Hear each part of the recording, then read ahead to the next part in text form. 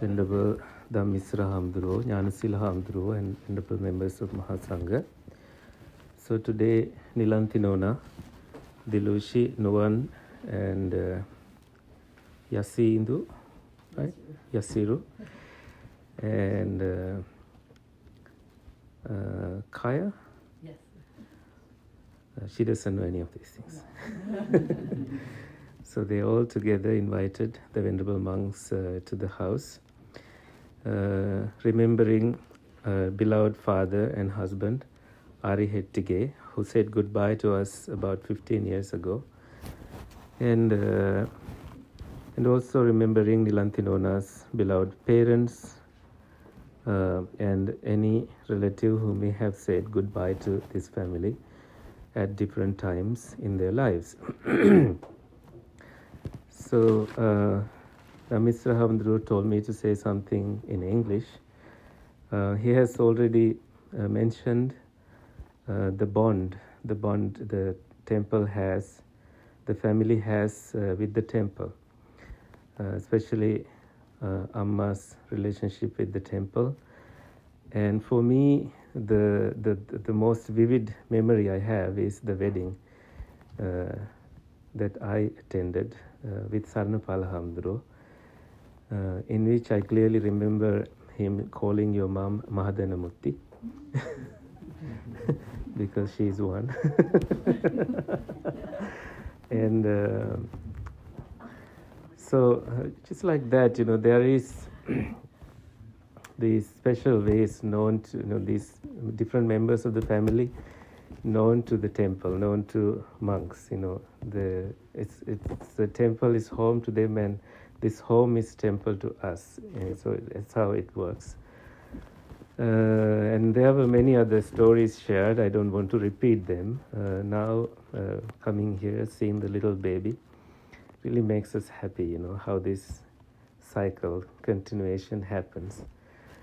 One small thing I like to share is how, the Prince Siddhartha, when he was really small, he was taken to this flowering ceremony, and he was able to observe what was happening in the paddy field. He saw people working, and he also started noticing small things like how an insect was being bitten by a frog, and the frog taken by a snake, and the snake taken by an eagle, and it goes on like that. A little pleasure for a moment, and then it ends up being a big agony, suffering.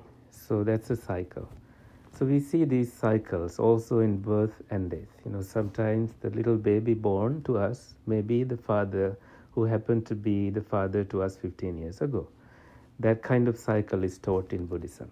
That's why we respect each and every member in the family. We don't know why they keep coming back to our lives, but all we know is that we should give so much love to them, making sure that our duty is done toward them.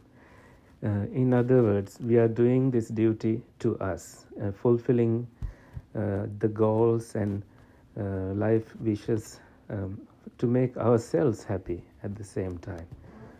And Nuwan has just finished his PhD, is that right? So this is also fulfilling Tata's wish, right? So Amma must have really poked you on this, like, you finish your PhD, you finish your PhD all the time.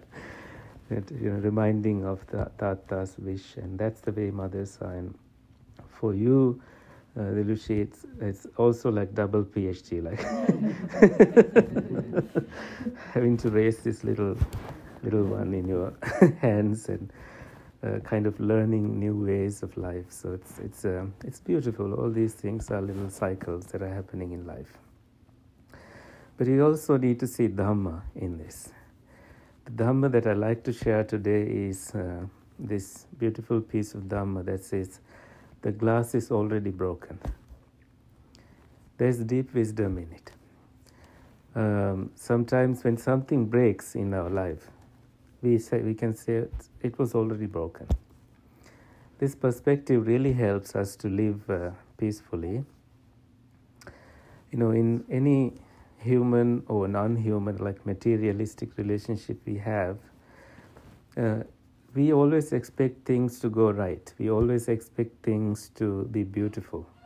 And when these expectations are not met, we feel so deeply threatened, deeply saddened, deeply affected by this reality. But if we expect otherwise, that this may not go right, this may not go well, we end up getting sick, we end up getting into situations that are not pleasant, then that expectation is slightly different from expecting always the good things. You see, change of perspective in life helps us to live in a slightly different way of living. Instead of always trying to, instead of always expecting things to, this expectation alone is problematic. We expect this person to be this way, and then we end up getting disappointed. That's the reality in life. But if we really accept the fact that this was supposed to be this way, and when we are sick, sometimes we can think, we tend to think that something is wrong with us. We can think something is right with me. Such is life. This is supposed to happen this way. This is the Dhamma. This is the nature. This is what I was born to. This is the Dhamma. This is what the Buddha reminded us of all the time. That perspective teaches us deeper wisdom. That, okay, we have accepted the fact that we are aging, we are not going to stay young forever. But again, we also may end up in difficult situations that are not manifested according to our own goals and wishes. So that too is part of our life. So I think this is not to have a negative perspective about life. The Buddha never said something like life is suffering. It's not the teachings of the Buddha. He never said anything like that. He said, when you follow the Eightfold Path, for example, you have happiness. You can achieve the highest happiness in life. That's why the Buddha taught the Dhamma. So it's not only about materialistic gains, it's about spiritual gains. Something beyond what we can perceive is something that the Buddha wanted us to see and achieve.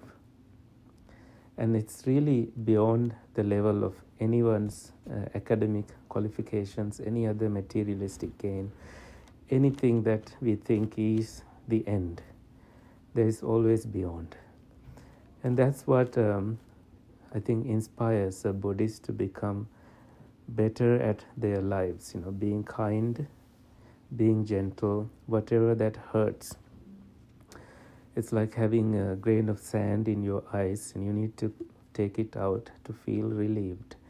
Just like that, when we notice our own limitations and difficulties, we see that there is this pattern happening. You react in a certain way at certain times towards certain people, and then we take ourselves, we unplug ourselves and take a step back and realize, oh, I am the one who should stop. I am the one who should change. I am the one who should strengthen my own inner core values.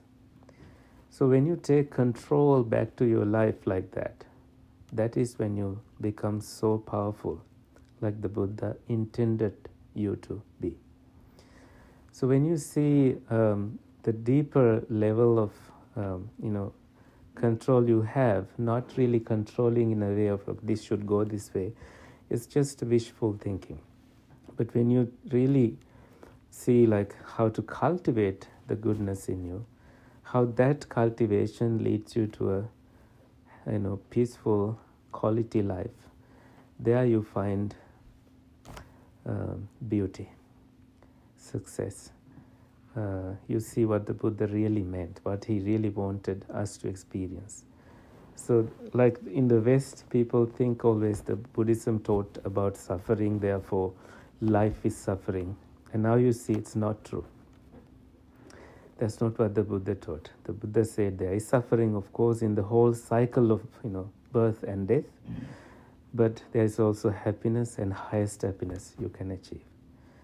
And that's why we do these small gatherings, and we have a spiritual home like the temple, Mississauga Temple or Scarborough Temple, monks, and we learn qualities like kindness, compassion through these teachings.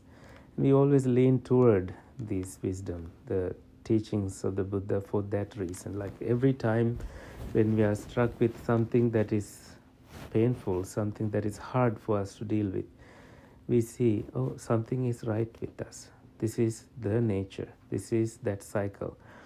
And breaking this very cycle happens within ourselves.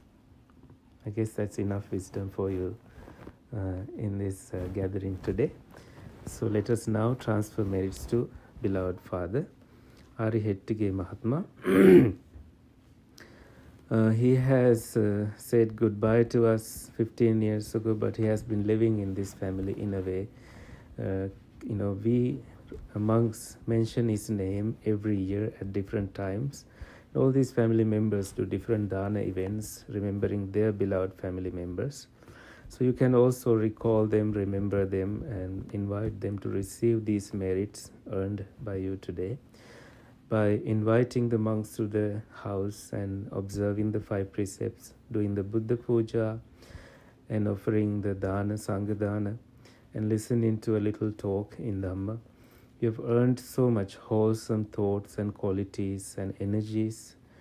You have earned them in the name of these people who have said goodbye to you, especially Nilantinona's husband, Arihettige Mahatma, your beloved father, and also her parents and whoever else who have said goodbye to you. May they receive these merits and find happy home in samsara, and may they achieve the freedom from all dukkha, all suffering. With these thoughts in mind, please pour the water, reciting Idam me ñātinang hotu to transfer merits.